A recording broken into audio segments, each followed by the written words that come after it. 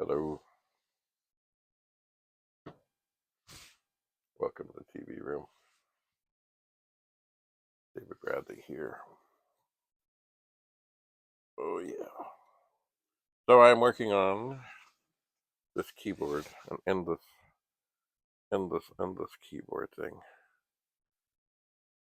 It's just the way it is. It's got to be done. But anyway, I was thinking, as I'm doing this, tell you a little story.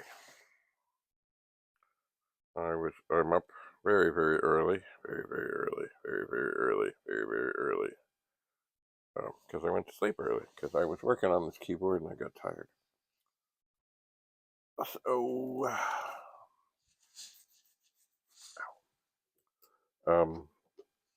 anyway, when I got up, there was a message from somebody looking for 6526 chips. They have a 64. They have a disk drive. They're new to all this. And when they go to load something from the 1541, things lock up. And their guess is pretty good that it might be 6526 troubles. And those are the ones. Well, there's 60. Oh, I should know this.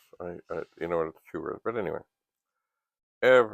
pretty much every Commodore device has a pair of chips that handle things going in and things going out. They do. So the disk drive has a couple of input-output chips, as does the Commodore 64.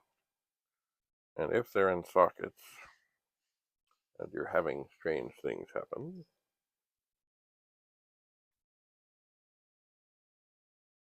a good thing to do is to swap them.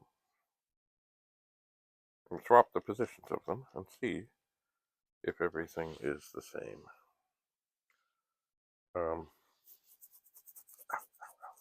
Because not if chips are kind of working, but not completely working, they might make it seem that something is happening, and it is happening or not happening. And the secret is that probably the chip next to it that's identical is probably not failing in the same way. Now, it doesn't mean that you don't have to replace it, but it's just a good way to troubleshoot if really what's what. Because this fellow here, he could have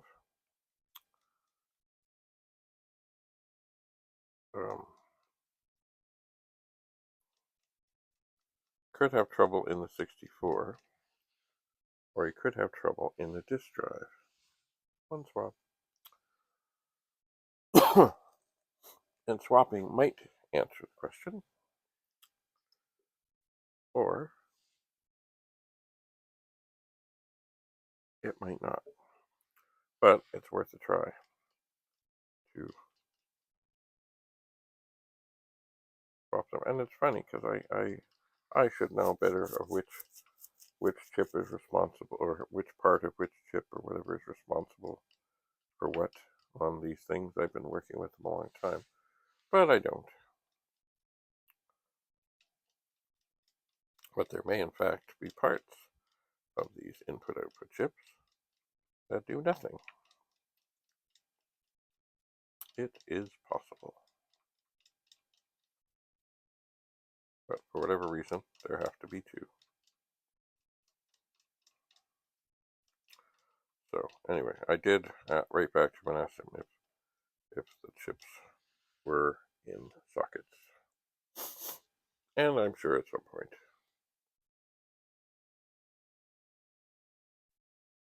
he will reply. I would think. Unless he hasn't opened them up. But maybe he has. It sounds like he has some expertise, but not on Commodore stuff.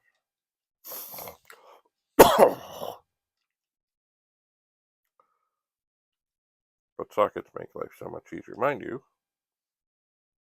sockets too can go bad. It's rare, but they can go bad. I had a pet I was working on a while ago, very, very strange, where everything was fine, but it wasn't. And I tried all kinds of things, and finally, I got and desoldered the socket.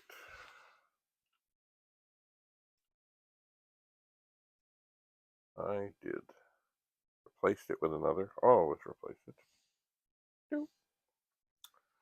And everything was dandy. And indeed, one of the pins had broken. And you couldn't see in there to see which pin. But as I was desoldering, part of one of the pins came off with the solder. And poof. I thought that is something. The other thing, sometimes you can find that sockets are bad. Well, the first thing to do with any socket, if you're not sure, is spray in some kind of contact cleaner like deoxit. And then also take a pencil eraser very gently to the pins on the chip. Don't bend the pins. And see, because sometimes it's just micro corrosion. And I've had that happen. I had a SUPERPET thing I was looking at, like, just wouldn't go. It kind of was going, but it wouldn't go. So, of course, I sent it off to Rudy from Rudy's Retro Intel. And,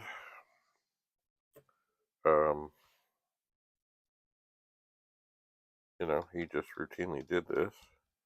He said, I don't know what the trouble is. It's working just fine. And it was one chip, and it was weird. But anyway, deoxit on the socket. I suspect he did the pencil on the pins, and it was fine. And with a lot of these old machines, one of the best things you can do, first thing out of the box, or out of the bag, or out of the basket, or whatever you get it out of, is every chip that's in the socket. Very carefully take it out. Very carefully. Take a pencil eraser. And I find, you can use other erasers. I find the ones on the end of pencils are the best to use.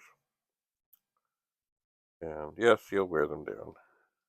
But so be it. You will. Free.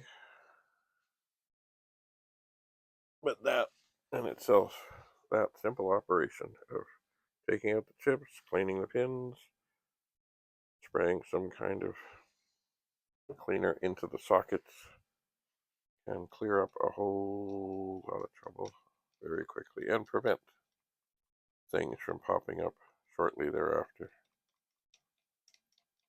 There have been, and I have shown this, there have been times when I've had disk drives and other things that won't work, or they won't talk, or whatever's going on. And then I take a pencil eraser to the edge connector. Usually this is on the PET, but it could be on the 64 or the VIC 20. Take a pencil eraser to the edge connector.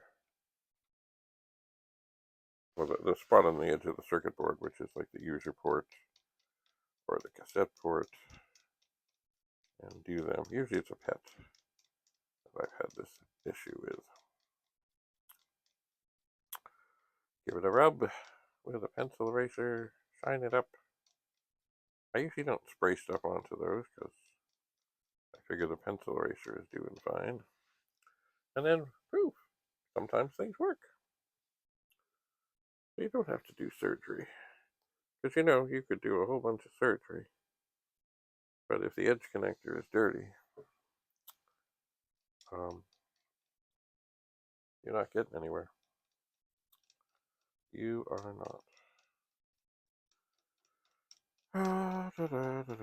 So I've done 3 out of 4 of the keys on this diagonal row. The other thing I find that when I do this, if I do it for too long, my neck gets stiff. I've been thinking there must be a way I can come up with something similar to what teachers use for writing the staff on the board in a music class. Or I could do 4 of these at once, putting 4 swabs into this magical device. But, hallelujah, I have not come up with anything of that nature.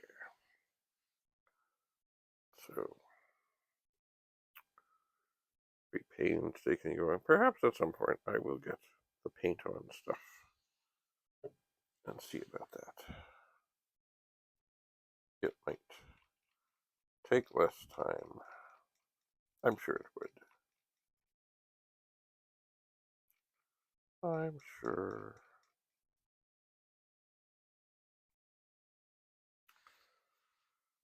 Da, da, da, da, da, da, da, da.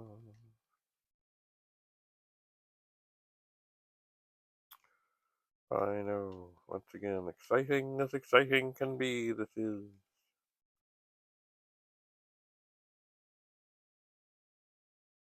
So it's early in the morning.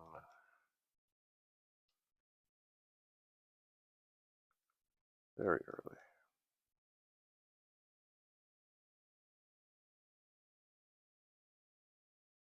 Yeah. I may not finish this row. I say it's very early. I'm getting hangry. Oh dear, I knocked this. Getting hangry, getting hangry. I am getting hangry. And then if I don't finish a row,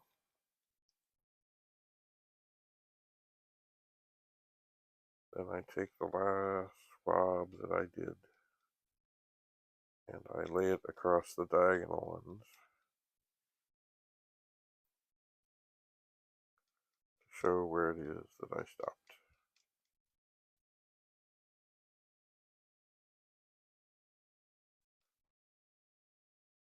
And I think that's what I'm going to do right now. Because last night I was tired, today I'm hangry. So I take this, I lay it down like that, and that shows me I have started on that row.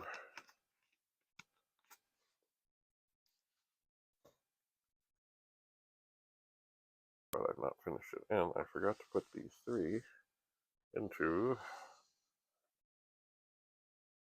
the swab container thing. Oh, we're getting there. Oh, we're getting there.